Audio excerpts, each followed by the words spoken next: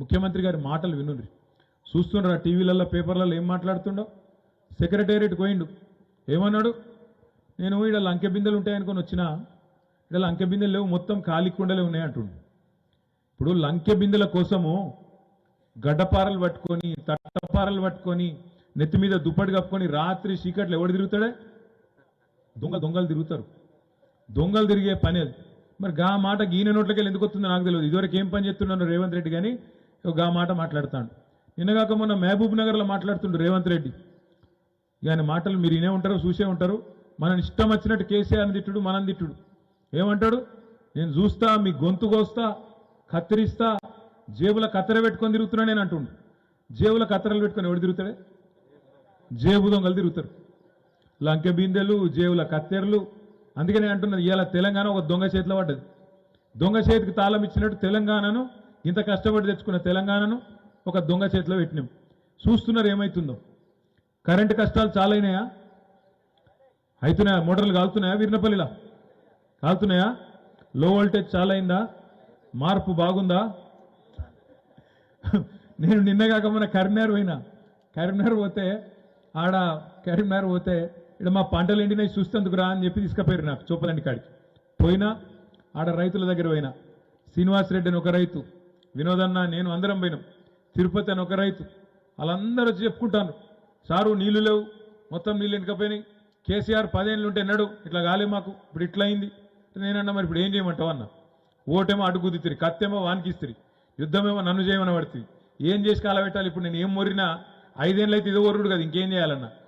అట్లా కాదు, మేము ఏదైతే తప్పు చేసినామో కేసీఆర్ నొడగొట్టి రేపు పార్లమెంట్లో బరాబర్ వినోద్ కుమార్ని గెలిపించి బుద్ధి చెప్తాం వీళ్ళకనే మాట అక్కడ రైతులు చెప్తా ఉన్నారు. ఎక్కడ పోయిన దాన్ని గాడినే దేవులాడుకోవాలని చెప్పిండు ఆ తమ్ముడు. ఇంకొక మాట నేను చెప్తా ఉన్నా, మీకు ఒక మాట దయచేసి ఆలోచించమని విజ్ఞప్తి చేస్తున్నా. ముఖ్యమంత్రి పచ్చి అబద్ధాలు చెప్తాడు. పోయిన తాప వర్షాలు పడలే, అందుకే కరువు వాతావరణం వచ్చింది, నీళ్లు లేవు, అందుకే పంటలు ఎండిపోతున్నాయని దగుల్బాజీ మాటలు, దొంగ మాటలు మాట్లాడుతుండు. మీరు లెక్కలు తీసుకొని కావాలంటే మా తమ్ముళ్ళు ఇక్కడ చదువుకున్న వాళ్ళు వీరినపల్లి మండలంలో చాలా మంది ఉన్నారు. యూట్యూబ్లో కొట్టుండ్రి, గూగుల్లో కొట్టుండ్రి, మీకే తెలుస్తుంది. పోయిన వర్షాకాలంలో 14% అధిక వర్షపాతం పడ్డది తెలంగాణలో. మన దగ్గర వర్షాలు పడలేదనేది తప్పు మాట, పచ్చి దొంగ మాట. నడపరాక చాతగాక ఇలా పంటలకు నీళ్ళు ఇచ్చే అవకాశం ఉండగా ఇచ్చే ఇష్టం లేక ఇలా పంటలు ఎండుతున్నాయి తప్ప ఇది కాలం తెచ్చిన కరువు కాదు, ఇది కాంగ్రెస్ తెచ్చిన కరువు అనే మాట నేను మీకు విజ్ఞప్తి చేస్తా ఉన్నా. నేను ఉత్తగా చెప్తలేను, ఈ మాట ఏదో డైలాగ్ కోసం చెప్తలేను. నిజంగా ఇవాళ మీరు చూస్తున్నారు టీవీలో, యూట్యూబ్లో కాంగ్రెస్ వాళ్ళు అంటున్నారు కాళేశ్వరం కొట్టుకపోయింది, కేసీఆర్ మొత్తం పైసలు ఖరాబ్ చేసిండు, 1,00,000 కోట్లు ఖరాబ్ చేసిండు, తిన్నాడు అని దిక్కుమాలిన మాటలు మాట్లాడుతున్నారు. అసలు కాళేశ్వరం అంటే ఏందో కాంగ్రెస్ వానికి కాదెలదు, సున్నా తెలియదు, ఏం తెలియదు వానికి. ఏది పడుతుంది నోటికి వచ్చినట్టు అర్రుడు, నోటికి వచ్చినట్టు మాట్లాడు. మీకన్నా తెలవాలే, మీకన్నా మీరు 10 మందికి చెప్పేటోళ్ళు కాబట్టి మీకన్నా తెలవాలన్న ఉద్దేశంతో ఒక 2 నిమిషాలు ఆ ప్రాజెక్టు గురించి కూడా అన్నాను. ఊరకే జరగండి, దండం పెడతా.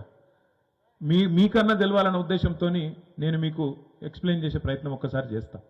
ఒకసారి తెలంగాణను మీరు అర్థం చేసుకుంటే, తెలంగాణ భౌగోళిక పరిస్థితి మీరు అర్థం చేసుకుంటే, తెలంగాణ ఎట్లుంటుందంటే మన రాష్ట్రము గిట్లా గుడిసెలు ఎక్కువ ఉంటుంది, గిట్లా ఏటవాలుగా ఉంటుంది. ఇట్లా మధ్యలోనేమో ఎత్తు మీదనేమో మొత్తం భూములు, మన ఊర్లు, మన జిల్లా, మన మండలాలు అంతా ఎత్తు మీద ఉంటుంది. మీ వీరినపల్లి లెక్కనే, మీ పక్కన కోనరావుపేట లెక్కనే ఎత్తు మీద మొత్తం గడ్డ ఉంటుంది. నీళ్ళేమో ఈ గుడిసెకు ఒక దిక్కు కిందికి వెళ్ళేమో, ఒక కిందికి వెళ్ళేమో గోదావరి నది పోతుంది, ఇంకో దిక్కుకి వెళ్ళేమో కృష్ణా నది పోతుంది. గోదావరి నది ఏమో 80 మీటర్లు 90 మీటర్లు అంటే సముద్రానికి 80-90 మీటర్ల మీద గోదావరి నది వారుతుంది. అదే కృష్ణానది 100-110 మీటర్ల మీద ఇంకో దిక్కు కృష్ణానది వారుతుంటుంది. మన సిరిసిల్లనేమో 350 మీటర్ల కాడు ఉంటుంది. హైదరాబాదు 535 మీటర్ల కాడు ఉంటుంది.